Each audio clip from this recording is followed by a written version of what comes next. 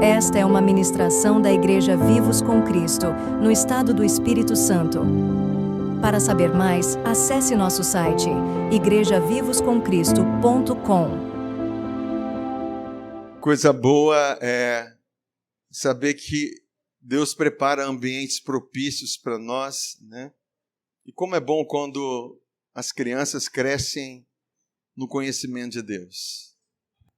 Mas como é bom que as crianças elas cresçam num ambiente de graça, um ambiente na glória de Deus, e podem avançar nisso. Às vezes os pais se preocupam tanto com o conhecimento dessa terra, e não estou dizendo que não é importante o estudo, a faculdade, a vida profissional, mas muito mais importante é que cresça no conhecimento de Jesus. Porque certamente quando ela estiver lá na frente, ela vai agradecer aos pais que conduziram os seus filhos nesse caminho. E não somente trazer para a igreja, mas levar a igreja para dentro da sua casa, levar a ser um ministro dentro da sua casa, ministrar na vida das crianças. Porque hoje tem muitos pais que estão vendo o quanto que está ruim o ambiente das escolas, prejudicial aos seus filhos, quanto que tem esse agir das trevas sobre a vida das crianças. Por isso que é importante que os pais sejam ministros dentro de suas casas, sabe conduzir seus filhos no caminho, sabe trazê-los para a presença de Deus, porque o melhor investimento que você pode dar para o seu filho é esse. Amém, queridos? Mas Deus tem uma palavra para nós nessa noite e já tem ministrado através de cada vida, a cada irmão, batismo. Deus está falando de várias formas aqui, nós sabemos disso, mas Ele continua falando. Às vezes a gente pensa que Deus está em silêncio, né? Mas, queridos, Deus fala de tantas formas. Às vezes o problema não é o silêncio de Deus, é os nossos ouvidos que estão agravados. Nós que estamos olhando para as circunstâncias quando nós deveríamos estar olhando para Jesus. E essa é uma grande verdade, né? Às vezes tem aquelas músicas, Deus está em silêncio. Deus não está em silêncio. Quando você percebe um Deus em silêncio, você está pensando num Deus que está ignorando o seu problema e sua dor. Mas Deus não ignora o seu problema e sua dor. Deus não ignora as suas circunstâncias. A Bíblia diz que Deus é bem presente, socorro, bem presente na hora da angústia. Então eu quero te apresentar um Deus que se importa com você. Quero apresentar um Deus que conhece a sua dor e o seu problema. Sabe, esse é o Deus da graça. Esse é o Deus que eu tenho conhecido. Porque muitos conhecem Deus de ouvir falar. Até o próprio Jó conhecia Deus de ouvir falar. Mas nós sabemos como que Jó trilhou tudo que ele trilhou, o que aconteceu na vida dele, todos os problemas. Mas ele não tinha uma consciência perfeita de Deus. Ele mesmo, no final do seu livro, ele diz, olha, eu conhecia Deus de ouvir falar, mas a Bíblia fala que agora os meus olhos te veem. Queridos, nós somos chamados para ver Deus. Deus quer que você veja Ele. Deus quer te mostrar apresentável todos os dias. Sabe, é muito estranho você se relacionar com Deus distante, um Deus que está longe. Não, eu estou apresentando um Deus que habita em você, que quer habitar e se relacionar. Porque se você mora dentro de uma casa e não se relaciona com essa pessoa, tem um problema ali. Mas Deus veio para quebrar as barreiras de separação, para desfazer os muros que separam a nossa vida. Porque o sangue de Jesus veio para fazer isso. Não é a sua obediência, é o sangue de Jesus. É o sangue de Jesus que nos dá ousadia para entrar. E às vezes nós não entramos porque não temos consciência do sangue de Jesus Cristo. Não temos consciência daquilo que Ele é, daquilo que Jesus fez. E nós não entramos de qualquer forma, entramos com ousadia. Somente entra com ousadia quando uma criança que conhece os pais, e são pais amorosos, atenciosos, são pais que sabem dar correção, mas são amorosos, que são atenciosos e a criança tem liberdade dentro da sua casa. Ela tem liberdade para falar com os pais, sem medo de punição, sem medo de castigo. Amém, queridos? Então, entenda que quanto mais você vai conhecendo a Deus, mais você vai aprendendo a se relacionar com as pessoas. E o grande problema dos relacionamentos não é a falta de conhecer o outro, ou a si mesmo, mas de conhecer a Deus. Porque como você se relaciona com as pessoas é o reflexo de como você se relaciona com Deus. A Bíblia diz que assim como vocês foram perdoados, vocês perdoam. Nós perdoamos porque fomos perdoados. Nós amamos porque fomos amados. Há um reflexo no nosso conhecimento com Deus. Quando nós conhecemos a Deus como Ele é, nós vamos refletir na vida do outro. Então, todo problema de relacionamento que nós temos na nossa vivência, na nossa jornada, ela pode ser corrigida quando você vai conhecendo a Deus. Como que foi diferente a vida de Jó? E a vida de Jó é muito conhecida, que todos conhecem a paciência de Jó, os sofrimentos de Jó, tudo que ele vivenciou, tantas perdas que ele teve. Mas quando ele diz, eu te conhecia apenas de ouvir falar, mas agora os meus olhos te veem. E quando os olhos de Jó começaram a ver Deus como Ele é, as portas se abriram para a vida dele. Houve restituição na vida dele. Houve perdão para aqueles falsos amigos que estavam acusando. Houve tanta liberação de vida em Jó. Por quê, queridos? O Evangelho não é o que você faz. O Evangelho é o que o Deus fez. Você quer conhecer a Deus? Olhe para a cruz. Você quer conhecer a Deus? Olhe para o sangue. Olhe para seu Filho Jesus. E às vezes nós conhecemos e falamos da boca para fora, Deus me ama, e às vezes nós não temos consciência desse amor. Achamos que o amor de Deus é condicional. Por isso que nós achamos que Deus está em silêncio. Mas Deus não está em silêncio. Ele está falando. Fala assim, Deus está falando comigo. Ele fala em todas as coisas. Jesus, quando ele estava caminhando com os discípulos, ele olhava para os pássaros, olha os pássaros, como que o Pai de vocês cuida muito bem deles. Esses pássaros não semeiam, eles não colhem, não ajuntam em celeiros, mas vocês que têm muito mais valor, vocês que têm muito mais valor, vocês que têm muito mais valor, será que o Pai de vocês não pode cuidar de vocês? Será que o Pai Celestial não pode cuidar de vocês? O problema é que o diabo trabalha numa desvalorização desenfreada nas nossas vidas. Nós nos sentimos tão desvalorizados por causa das circunstâncias que nós vivemos. E às vezes são prejuízos que nós temos na vida e nós pensamos, cara, eu não valo nada. Isso é uma fala do inferno. Mas nós precisamos aprender que quando nós estamos passando por essas intempéries da vida, Deus não virou as costas para você. Pelo contrário, queridos, quando Jesus estava na cruz, o perfeito, o santo, o justo, aquele que não pecou, aquele que não tinha pecado, mas quando todos os nossos pecados foram colocados em Jesus, o Pai teve que virar as costas para Jesus. Porque a ira de Deus teve que consumir os pecados, os nossos pecados no corpo de Jesus. A ponto de Jesus falar assim, meu Deus, por que me abandonastes? E se tem uma dor que é forte, é a dor do abandono, é a dor do desprezo, da rejeição.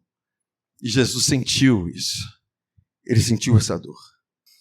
Mas quando Deus se vira por causa dos pecados, os nossos pecados estavam em Jesus, eles se viram e dá as costas para Jesus, ele vira a sua face para aqueles que eram pecadores. Ele vira o seu rosto para os pecadores. Algo que os fariseus não entendiam. Quando Jesus estava caminhando e ensinando, e os pecadores corriam atrás de Jesus, eram abençoados, eram curados, e os fariseus criticando, porque esse homem que se diz ser de Deus caminha com pecadores, caminham com pessoas tão erradas. Por que esse homem faz isso? Porque esses homens se consideravam justos por causa daquilo que eles faziam. Queridos, e essa é a maior amarração do inferno na vida de um homem, é quando você acha que você é justo por aquilo que você faz. Mas eu quero trazer para vocês o tema da mensagem de hoje, e o tema da mensagem de hoje é essa aqui mesmo, vivos com Cristo. Amém, queridos? Sabe, existe uma vida que é a vida natural. O que é a vida natural? É a vida que vem, que nós nascemos, todos nós nascemos na vida natural. Nascemos dos nossos pais, carregamos a identidade dos nossos pais. Mas é uma vida natural. Apesar de o salmista dizer que nós fomos formados de uma maneira assombrosa, admirável, maravilhosa, mas foi debaixo do pecado. Foi com uma mancha. E o plano de Deus para que o pecado de Adão fosse anulado em nossas vidas era nos dar uma nova vida. E essa vida não é a vida natural. A vida natural nós crescemos naturalmente aprendendo. Mas Deus tem uma vida espiritual que nós vivemos pela fé em Jesus.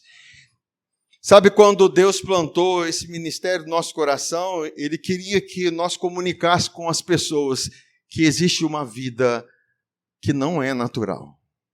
Se você se considera natural, é porque você não entende uma identidade espiritual que Deus comprou para você.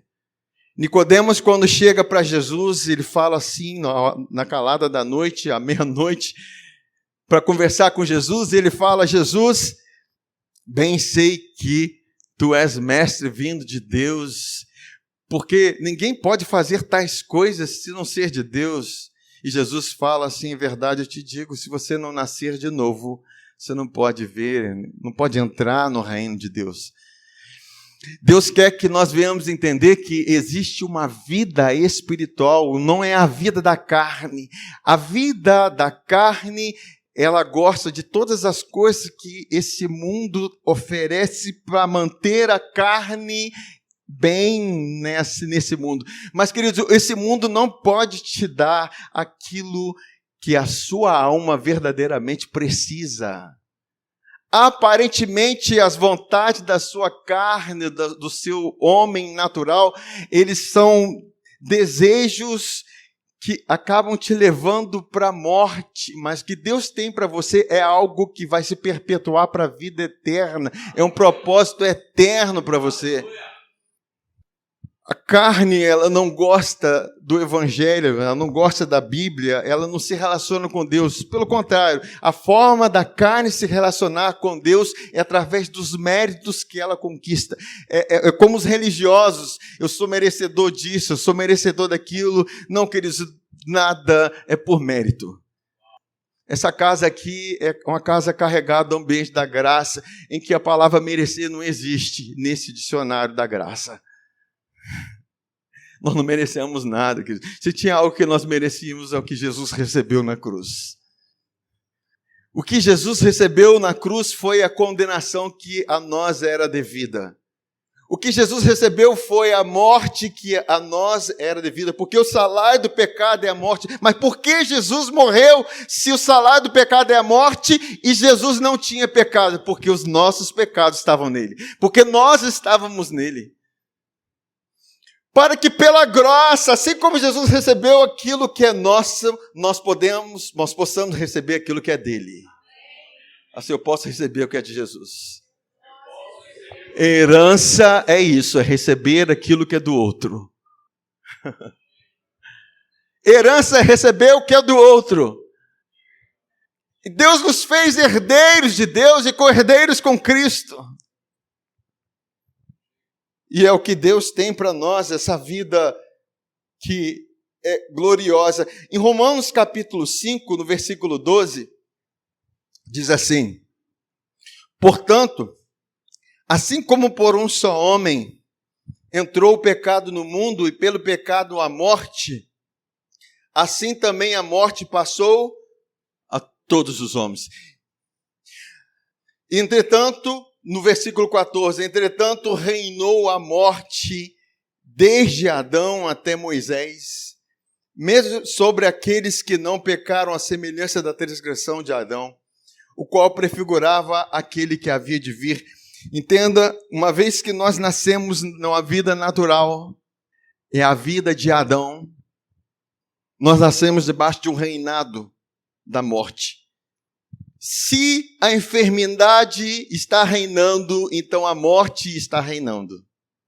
Se a miséria está reinando, então a morte está reinando. Se a maldição está reinando, então a morte está reinando. Queridos, nós não nascemos em Cristo para que a morte reine. Se o pecado está reinando, então a morte está reinando. Entenda que a morte não é amigo de Deus, é um inimigo de Deus. Deus não tem prazer na morte. Deus não criou o homem para que ele morresse.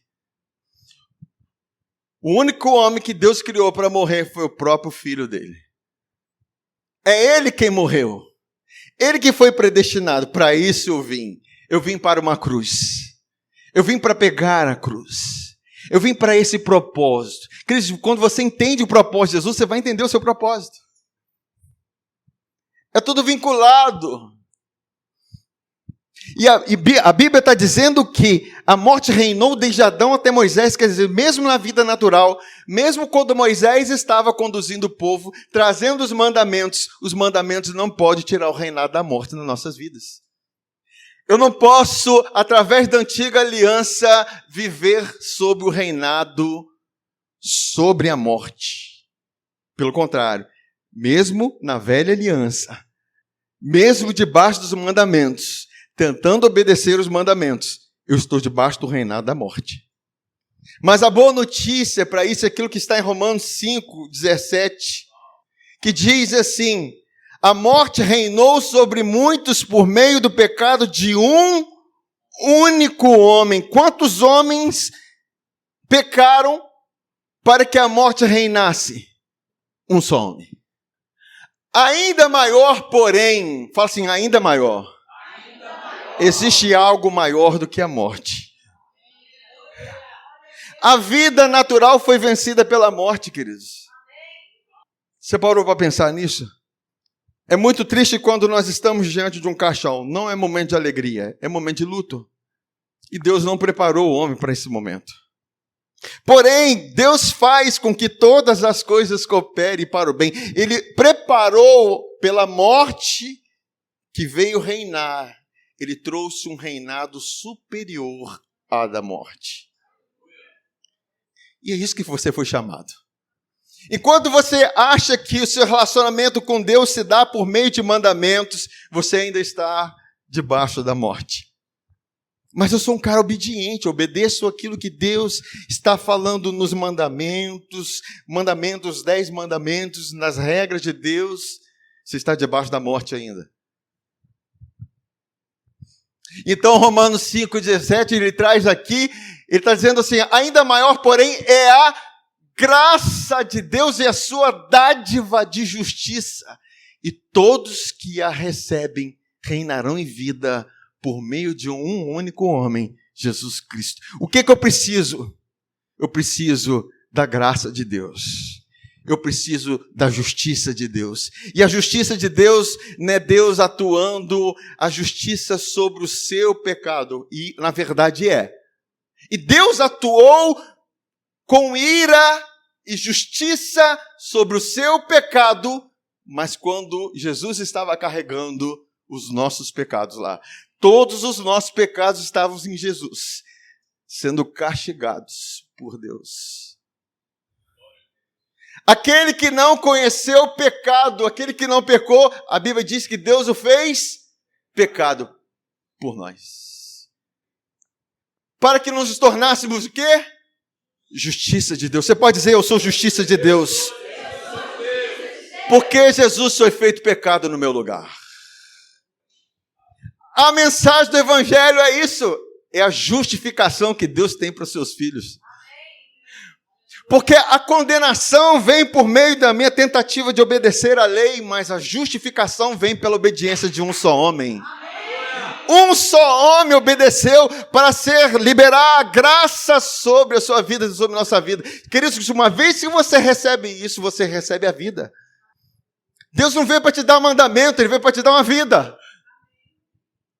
Isso não quer dizer que nós vamos viver sem regras, sem lei. Não, a Bíblia diz que a lei do pecado e da morte não é mais a lei sobre a qual nós estamos, mas a lei do Espírito da vida.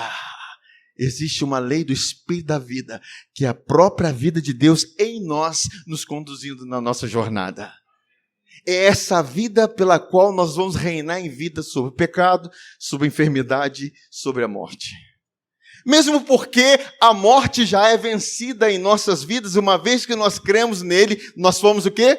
Sepultados. Uma vez que você for sepultado, queridos, acabou. Se você está esperando o juízo de Deus, uma vez que você já foi sepultado, você está esperando errado. Porque o juízo segue após a morte. E eu não fui sepultado aqui no meu batismo simplesmente, mas a minha união com Cristo na sua morte. O juízo que era meu e seu estavam em Jesus quando ele morreu. Eu não estou esperando mais a morte, estou esperando o arrebatamento, estou esperando agora a ressurreição desse corpo, mesmo porque dentro de mim eu carrego um espírito ressurreto. Dentro de você carrega um espírito vivo. Crer nisso faz toda a diferença. Agora, nós sabemos que essa vida que nós vivemos no Espírito, nós vivemos com a crença correta. Cristo, nada você vai viver se a sua mente não for renovada. Você não vai experimentar a vontade de Deus se você não ouve a palavra correta. Se você não ouve o Evangelho. E às vezes nós queremos viver aquilo que Deus tem para nós ouvindo as coisas erradas. Não, queridos. Nós somos chamados para viver pela fé, e a fé vem pelo ouvir. E ouvir, e a Bíblia é clara, dizia a palavra de Cristo, de Christos no grego, de Christos, aquilo que Ele fez foi tão poderoso que não mais existe a obra de Adão mais prevalecendo, mas existe a obra do último Adão prevalecendo. É uma questão de reinado, queridos. Nós fomos chamados para reinar em vida. O reinado em vida não começa amanhã, ele começa agora, no momento que você crê. No momento que você recebe. Porque os que recebem a abundância da graça. E Deus tem graça abundante para você. Deus tem grande abundância de graça para você. O resultado da sua vida são ações de graça. Quando nós vemos um povo servindo, uma igreja amando, uma igreja abraçando, é porque eles estão correspondendo à graça recebida. Não estão correspondendo a uma exigência. Nós não fomos chamados para corresponder a uma exigência, mas corresponder à graça que nós recebemos. Todos os dias ao acordar, você tem que pensar, existe graça de Deus para a minha vida. Eu não mereço. E é isso que é graça. Quantos que já saíram das suas casas, e eu gosto de pensar nisso, às vezes você saiu triste, ou algum acontecimento, ou às vezes você falou que não devia, você errou, você falhou, até pecou, você sai lá, imagina assim, a sua mente te leva para acontecimentos ruins, porque a ação do pecado traz condenação para as nossas vidas, traz culpa, e você começa a projetar o seu futuro baseado na culpa que você foi estabelecido. Aí que vem a fé, você tem que olhar para o sangue e pensar que o sangue que te justifica, ele muda a sua história, a sua jornada. E você tem que pensar agora, tem graça de Deus para a minha vida. Ainda que eu tenha pecado. A Bíblia diz assim, filhinhos, é bom que não pequeis, mas se pecardes, vocês têm um advogado. Jesus Cristo, o justo. Você pode dizer que Jesus é o justo? Ele não falou um dos justos, não, ele falou o justo.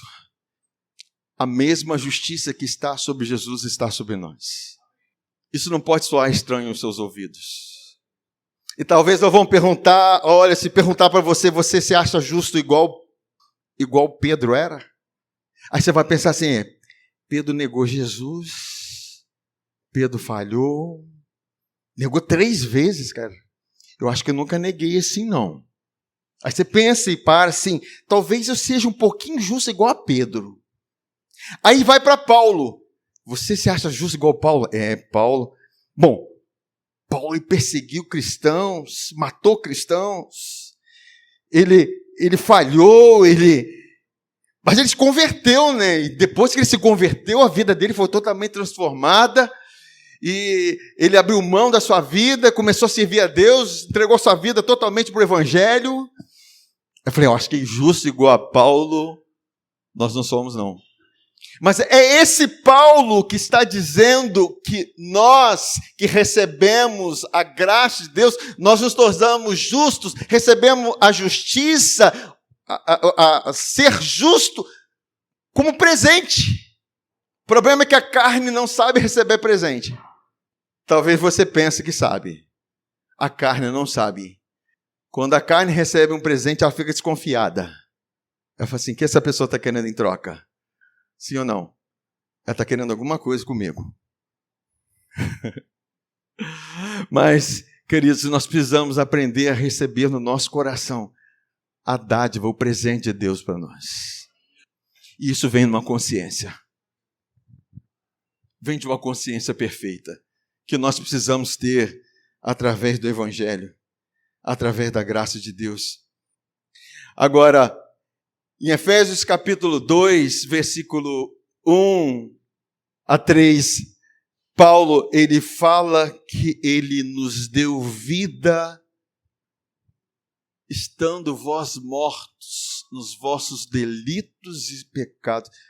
Se você não se vê morto no seu pecado, você não tem como receber vida que vem por meio de Jesus. Não existe eu sou uma pessoa boazinha, eu nasci numa boa família, eu vim da tradição dos meus pais. Não, queridos, nós não estamos falando da vida natural de Adão, nós estamos falando da vida sobrenatural de Jesus. A única porta de entrada por céus é o novo nascimento. É uma vida que é regida por Cristo dentro de você. Aí ele continua falando aqui, olha, nos quais nós andamos outrora segundo o curso deste mundo, segundo o príncipe da potestade do ar, do espírito que agora opera nos filhos da desobediência, entre os quais também todos nós andamos outrora segundo as inclinações da nossa carne, fazendo a vontade da carne e dos pensamentos, e éramos por natureza. O que é por natureza? Porque você nasceu debaixo dessa condição. Filhos da ira, como também os demais. Todos nós nascemos debaixo dessa condição, debaixo da ira. Mas entenda, queridos, que a ira de Deus caiu sobre Jesus para que você tenha agora uma nova natureza e você não esteja mais debaixo da ira. É muito fácil nós pensarmos, Deus está irado comigo, Deus está de ira comigo, está acontecendo isso que Deus está irado comigo, mas você está com a consciência errada. Mas, no versículo 4 ele diz assim, mas Deus, sendo rico em misericórdia, Deus é rico em misericórdia. O que ele fez? Por causa do grande amor com que nos amou, estando nós mortos, os nossos delitos, nos deu vida juntamente com Cristo, pela graça sois salvos. E juntamente com Ele nos ressuscitou e nos fez assentar nos lugares celestiais em Cristo Jesus. Foi esses versículos que inspiraram o nome do ministério da Igreja Vivos com Cristo. Porque uma vez que eu recebi vida juntamente com Ele, então eu vivo com Cristo. Esse tem sido o foco dessa igreja. É uma vida regida por Cristo em nós. A vida de Cristo em você, igrejas. A Bíblia fala que essa é a esperança da glória. Cristo em você. Paulo falou assim, já não sou eu quem vivo, mas é Cristo que vive em mim. Essa vida que agora eu vivo na carne, eu a vivo pela fé no Filho de Deus que me amou. Agora você só pode entender essa vida quando você entende quanto Deus é rico em misericórdia. Se você acredita que Deus está irado com você, debaixo da ira, você desconhece a misericórdia de Deus. Quantos já ouviram aquela passagem do rico e do Lázaro? Lázaro era um mendigo e o rico era rico. Era a única coisa que ele era, não tinha identidade. Porque riqueza não é identidade. E existia um mendigo Lázaro que estava sempre batendo as portas do rico. Porque esse mendigo Lázaro estava querendo comer das migalhas que caía da mesa desse rico. Mas esse rico estava desprezando. É como que aquele mendigo estivesse implorando misericórdia, diante da sua miséria, diante da sua pobreza, implorando misericórdia, e aquele rico desprezava aquele homem. E o que acontece? Os dois morrem. Porém, o rico, que tinha muitos bens, vai para um lugar chamado inferno, e o mendigo vai para o seio de Abraão, o lugar em Deus, o lugar de descanso, um lugar de refrigério. Agora, queridos, quando nós paramos e pensamos nessa passagem, e nós começamos a pensar, quem somos nós? Nós somos os ricos ou somos esse mendigo? Você já parou para pensar você dentro dessa história? E o Espírito Santo me trouxe para dentro dessa história e mostrar a verdade que às vezes nós pensamos, por exemplo, esse homem era rico, mas ele não tinha misericórdia, e ele não atendeu aquele que precisava de misericórdia. E esse homem foi encerrado no inferno. Isso quer dizer que esse rico jamais pode ser Deus. Porque eu quero dizer o seguinte, Jesus trazendo essa passagem está dizendo o seguinte, você não tem que ficar implorando pela minha misericórdia, sendo eu rico em misericórdia. Eu tenho misericórdia para dar para vocês. Quando você bater na porta, você vai encontrar misericórdia, você vai receber misericórdia, porque misericórdia você não pede, misericórdia você recebe.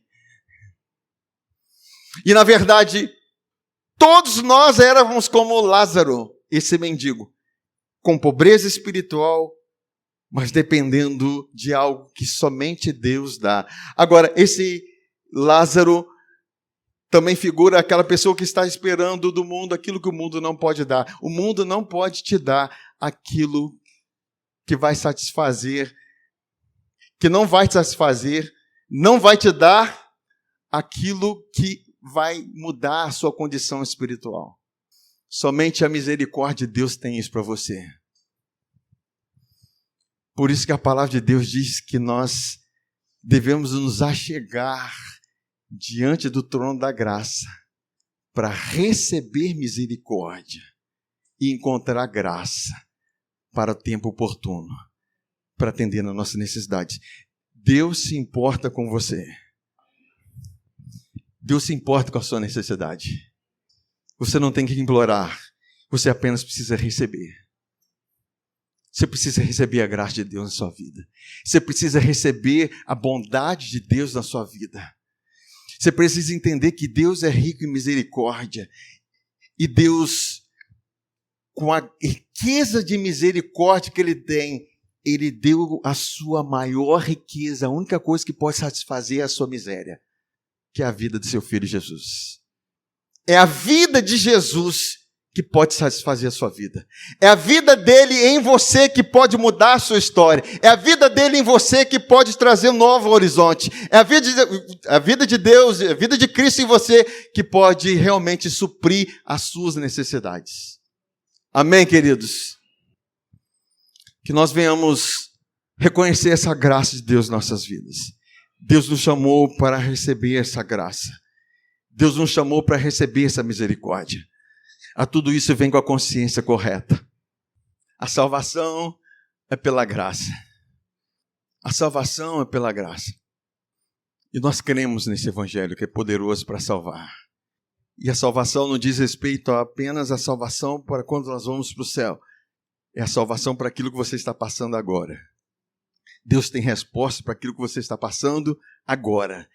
A Bíblia diz que hoje é o dia da salvação. Hoje é o ano, hoje é o dia aceitável. É hoje, queridos. Você não veio aqui para voltar de mãos vazias. Pelo contrário, você veio aqui para receber a graça de Deus. Você está aqui para receber a graça de Deus. Enquanto você ouve, você vai sendo transformado pela graça de Deus. Amém?